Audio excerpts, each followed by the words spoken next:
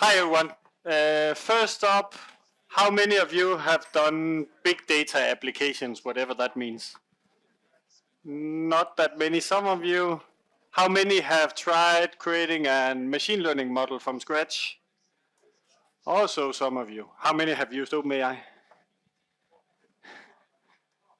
Do you know why they are called OpenAI? It's the same as if you call yourself the Democratic Republic of Congo.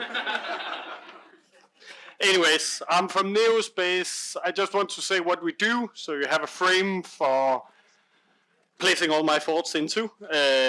We are a consultancy, and we help other companies from data strategy all up to whatever MLOps means. We're still trying to define that, and everything in the middle. This talk will revolve a lot around the data platform part.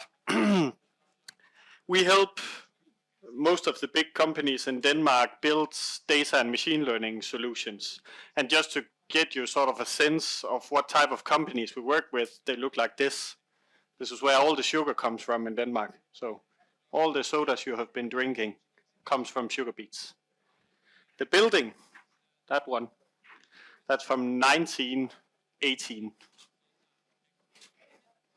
These are the old companies of Denmark. They're also quite huge, and they want to do more with the data.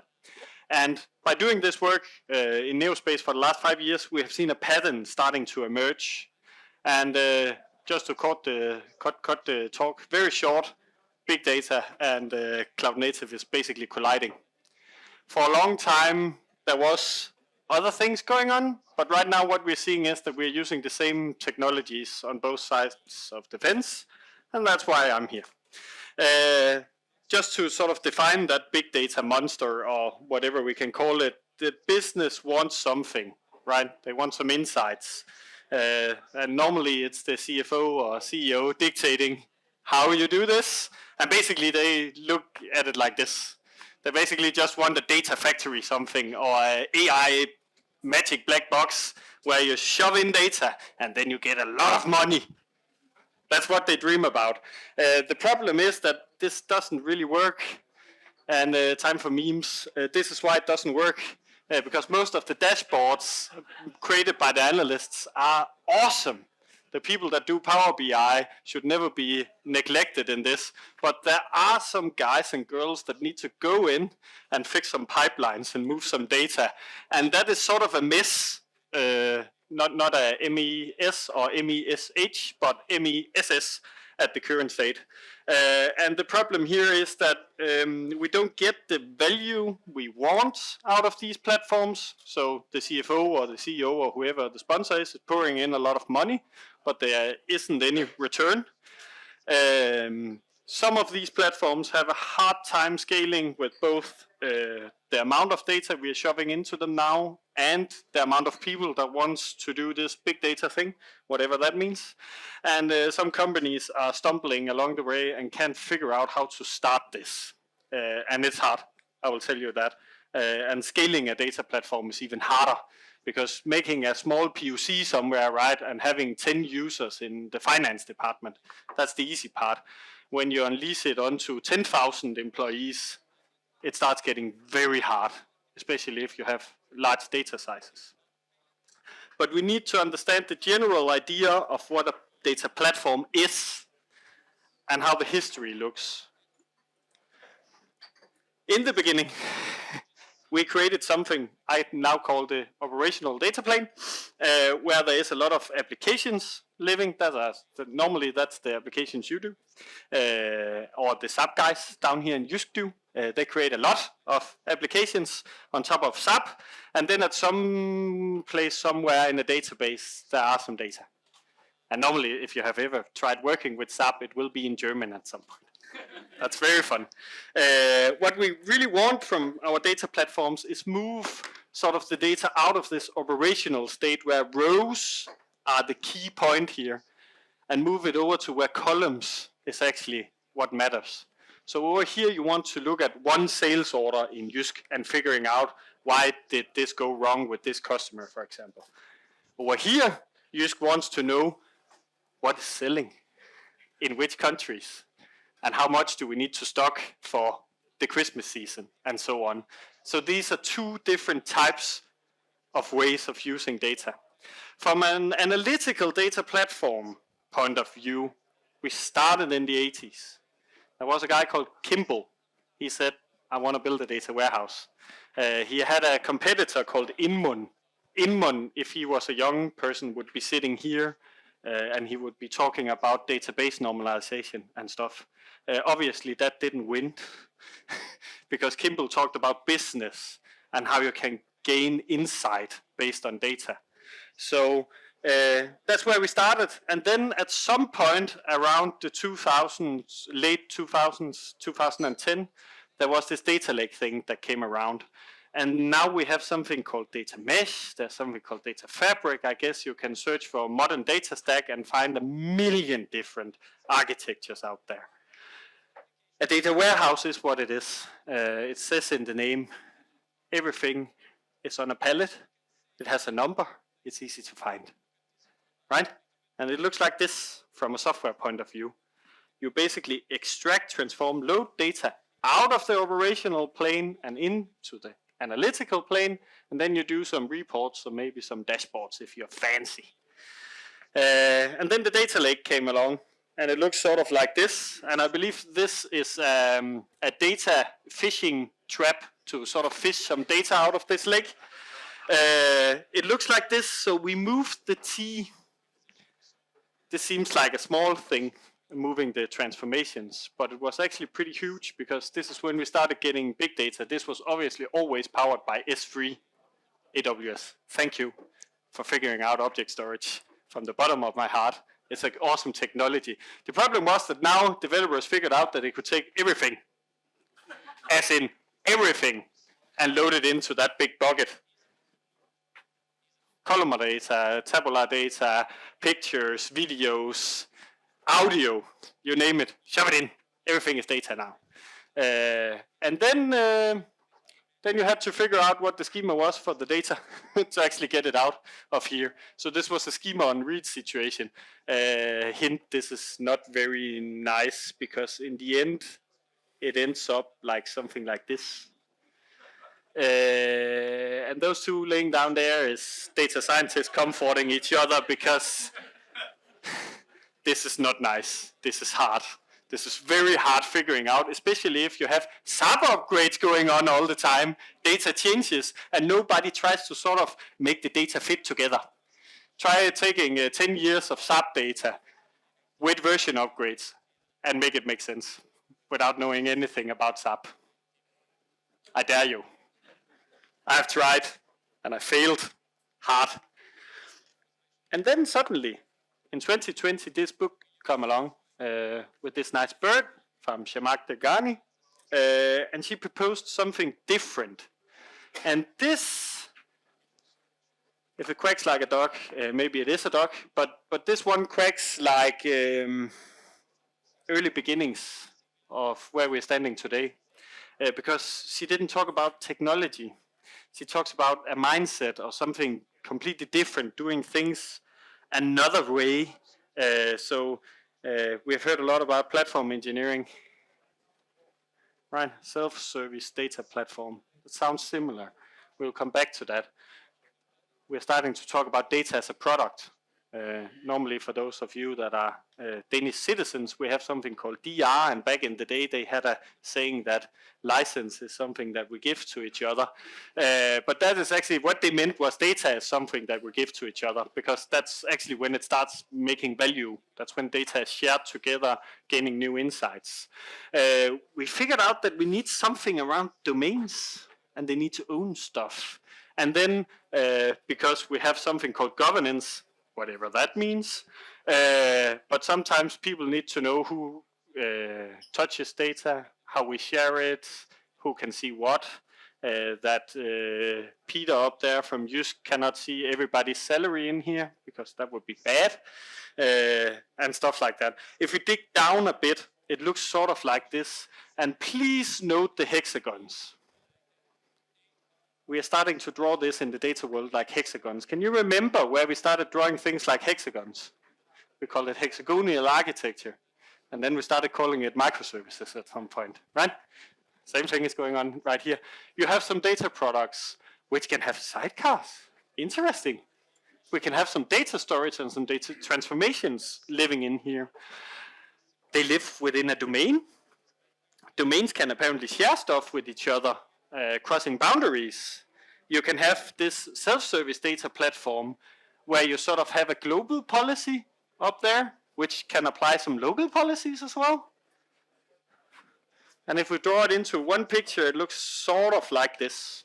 And then, yeah, because we don't like decentralized things as humans, that's good for machines, it's very bad for humans. We create something called a data hub, which is the central key piece to having just basically Google on top of your data. So you can actually type in, I want salary data, and then it can list for you where that lives, and it can tell you that you don't have access unless you're from HR.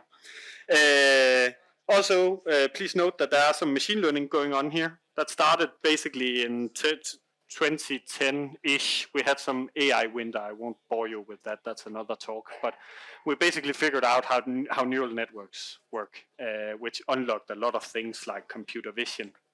That's why your phones can see if it's a hot dog or not. And here we're trying to do something that is quite crazy, because we try to bundle together the analytical data plane and the operational data plane by creating domains. So you live down here, right? And the data team lives up here today. But I'm not totally sure that's how it will look tomorrow. I actually think that maybe some of you will be responsible for some analytical data at some point. And I know that sounds crazy. Anyways, we have to talk about these data products, because data products lives within a domain. That's the only way we can make the data have context and have meaning. Because if you abstract everything away, data means nothing. So it needs to live in a context. So for example, a lot of things we do is within factories, for example. If you take the data out of the factory, you have to know a lot about this particular factory to make sense of the data. That's what we call metadata. That's pretty important, especially if you have multiple factories that on the outside looks the same, but they do things completely different because they are built over the last 100 years. And you don't just change that. You don't just boot a machine that is 40 years old if it does the job. Also, we put in here documentation. And I'm all for doing as much automatically documentation as metadata, but at some point I need some humans to tell me about what is this, and why is it looking like this, and what can you not do. Like, don't do an analysis that goes further back in the past than 2018, because all of our systems changed. So if you compare before and after this, you'll have a bad time. Please don't. End of sentence. And here's maybe the documentation to what changed, if you want to do it. We also need to know schemas, maybe some code examples. That could be pretty neat. If we don't have a chat GPT, we can say, write me a SQL query to see this data. Maybe we can give some examples that people could copy. That would be pretty neat. We could also shove in the ETL, the extract, transform, load into the data product, so that it lives within here. So it's not a centralized data platform, but it's more distributed. And again, you own this down here, SAP.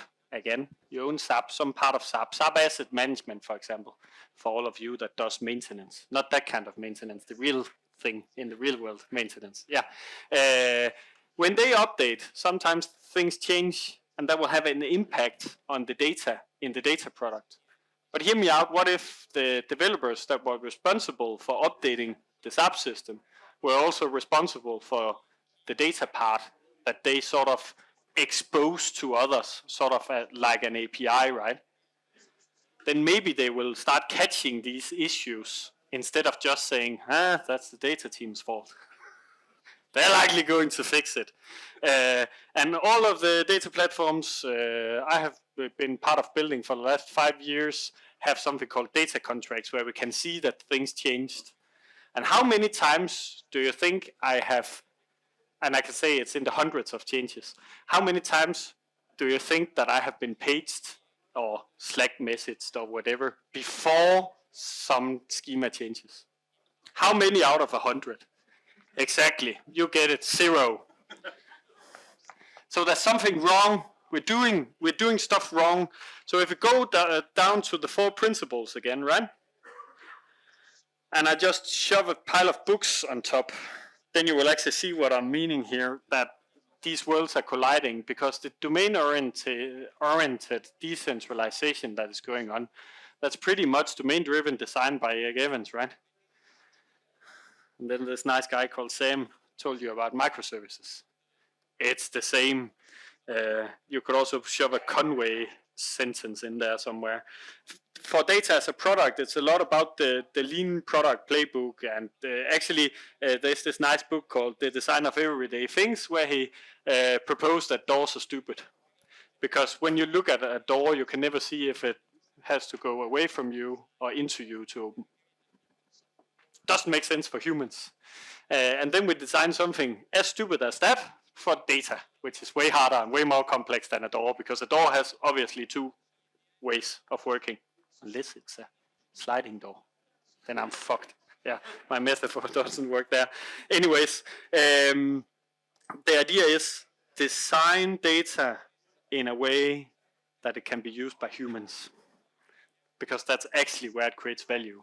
And then at some point, maybe it can turn into a machine learning model or something that can do some crazy prediction. But before that can happen, a human being needs to understand the data and the biases behind the data and stuff like that. So we have to design for it. Also, the self-service data infrastructure as a platform, yeah, you know it, Kubernetes team topologies, yeah, that is it. It's the same thing going on in here. And for the federated governance part, I don't know how many of you have read Turn the Ship Around. I know every systematic employee has, because Mikael Holm told you to. Yeah, I was there. And then we have the accelerated book that actually tells a lot about what is sort of good rules and what are bad rules, and how can you help developers move faster, and what can you do to make them have a very bad day. And we need to understand that from a data perspective, right? And I need you, basically, I'll come back to that, but we're already doing all of these things and talking about it in this community.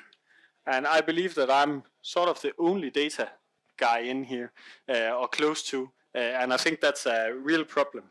If we look at the software engineering principles, right, it's the microservice, product thinking, platform engineering, and then we're starting to look into the community-driven standards and policies. Can you have something global that sort of applies to a local, but local can sort of opt out if it makes sense? We're seeing that on Kubernetes, right, with all the policy engines going on and the security part. So why not? And now you're wondering, why are these two sort of connected? Why is basically cloud native and data mesh the same thing? I will tell you. He's called Martin Fowler. He was the mentor for Zhamak Delghani because they both worked at ThoughtWorks. So she said, I have a problem. I'm seeing this. And likely Martin said, that looks like something I saw like 20 years ago. Then we created something called the Agile Manifesto, and then they got talking. And now we actually have something we call the modern data stack. I don't know if it's the best word, but that's what we call it apparently, which is all of these distributed systems. We talk stateless versus stateful, containerization, infra as code. How do you do monitoring? Not only from is system up or not, but is data skewing? Are machine learning models skewing? What does machine learning model skew even mean? And defining all of these practices together with how can we take the things we learned from the Open API spec and make it fit into data contracts, for example, and so on. But what is happening right now in the data world is this. The dinosaur is rewriting the new Bleepstop pipeline. And the project manager, Kat, says what you're going to work on next. And he will work on the same thing, just with new technology.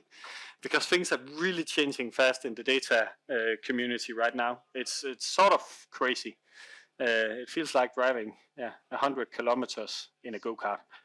I have just taken an example for you to sort of show how and what. And from an orchestrational standpoint, we always talked about DAGs, direct acyclic graphs. And the old king in town was called Apache Airflow, right?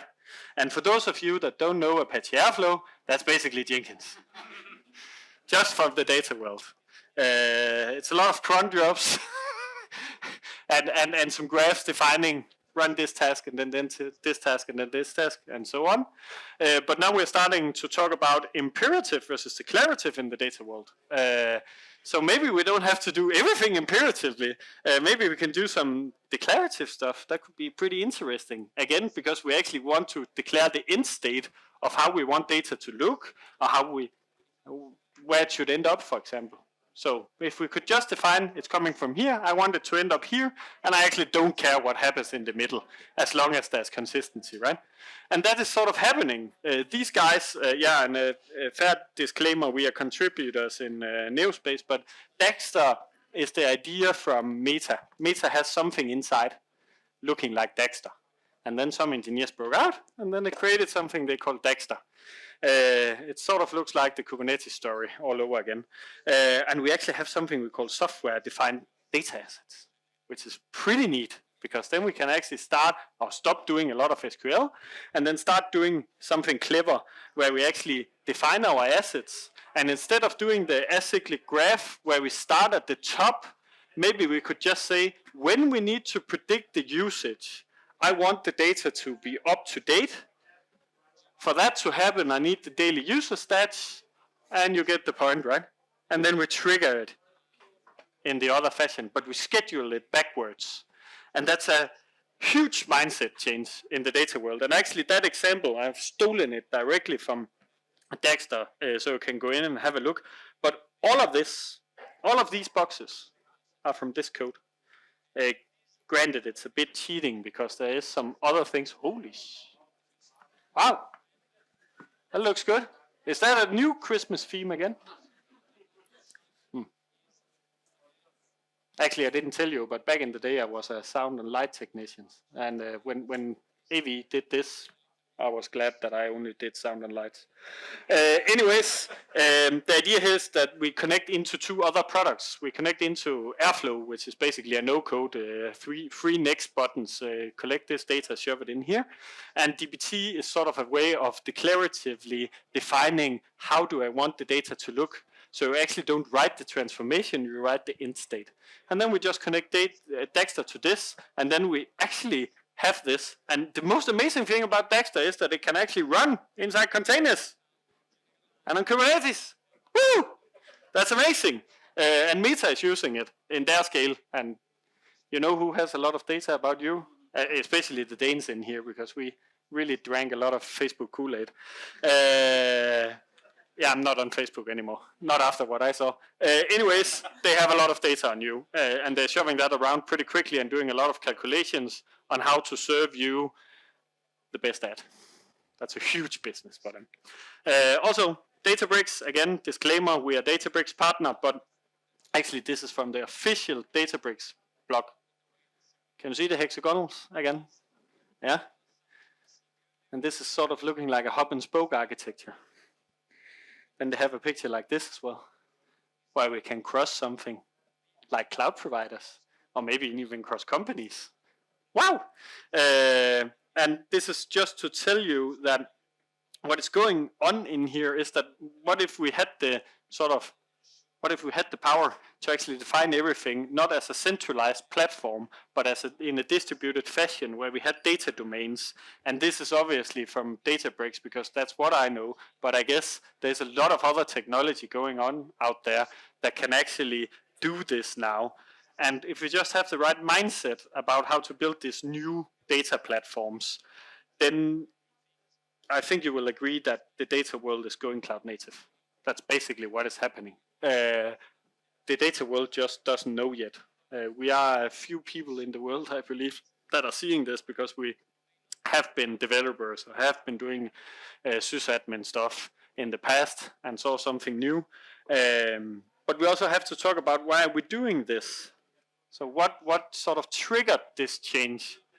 Obviously, the CFO and CEO wants more return on investment. I get that, but that's actually not what I'm believing is driving the change. The change is actually driven by something called machine learning, or what common people call AI, or people that doesn't understand what it is. And like 5 years ago, I said this.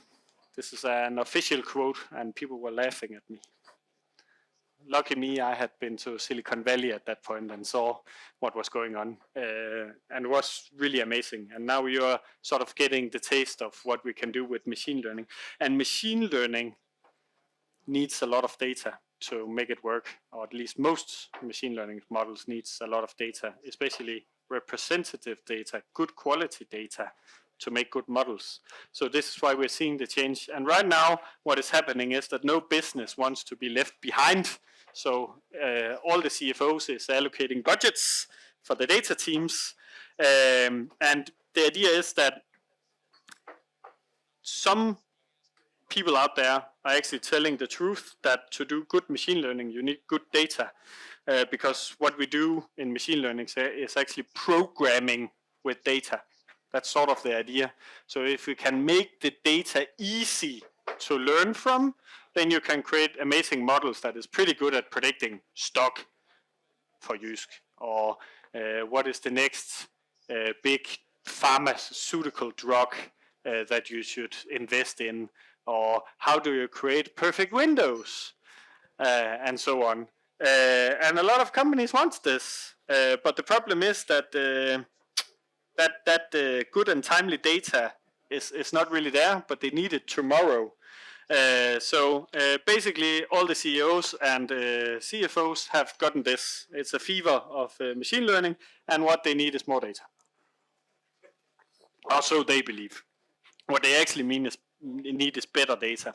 And I actually think the people that needs to work on this and help with this is you guys.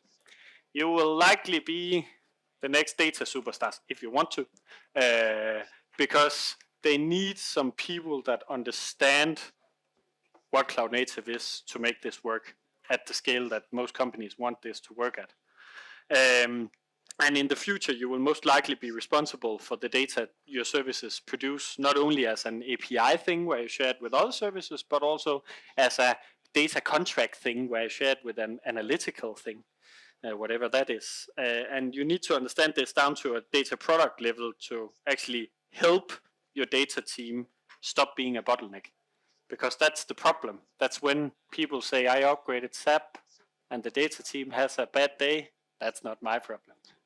We need to fix that. And we need to make the data team a business enabler again, because that was actually the sort of key takeaway by Kimball back in the 80s, that we need to utilize data to make better business, whatever that means.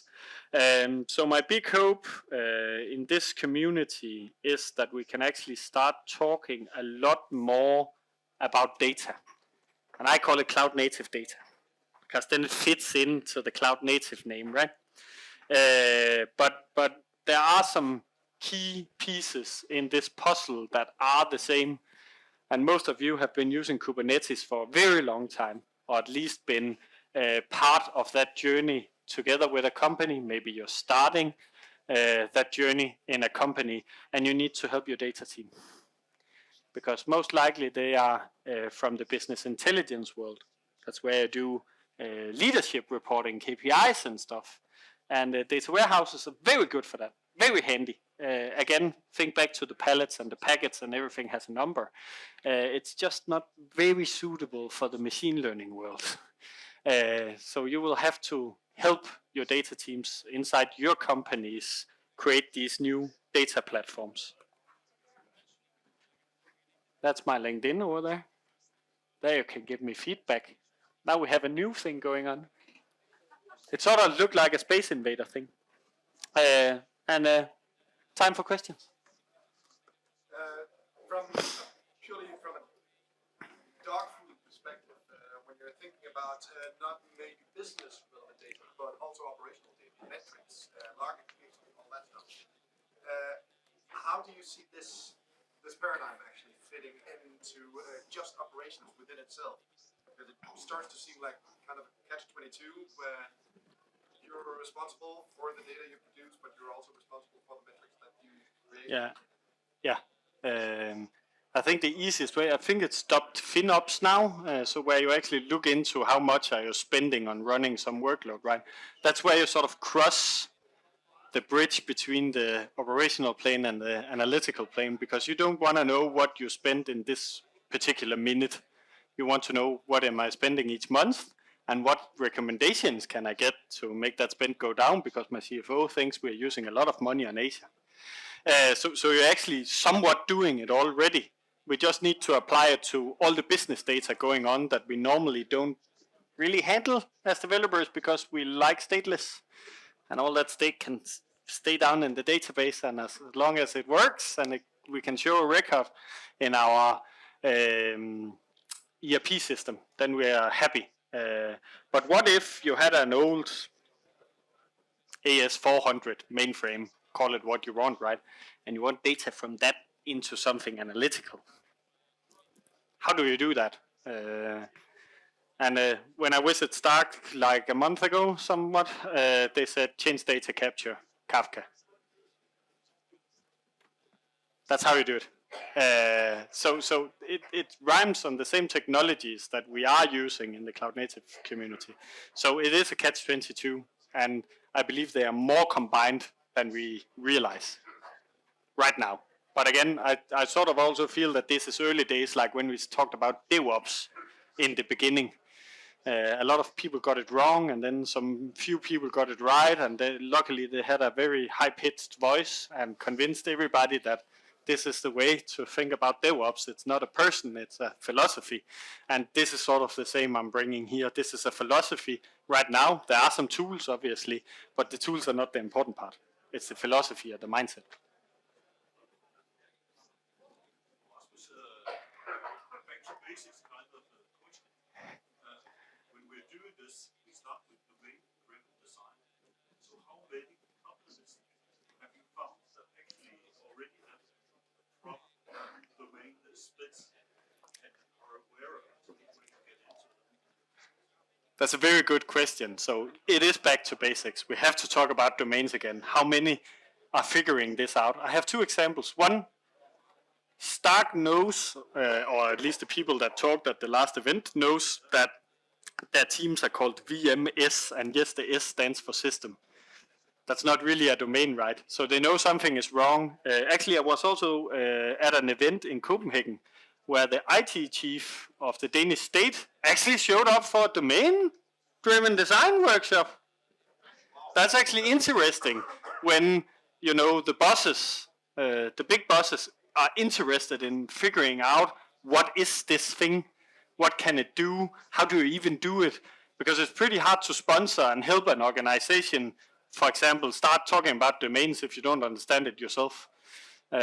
So I believe we have to talk a lot about Erik Evans and domain-driven design, founder contexts, ubiquity, language, and stuff, right? So I agree.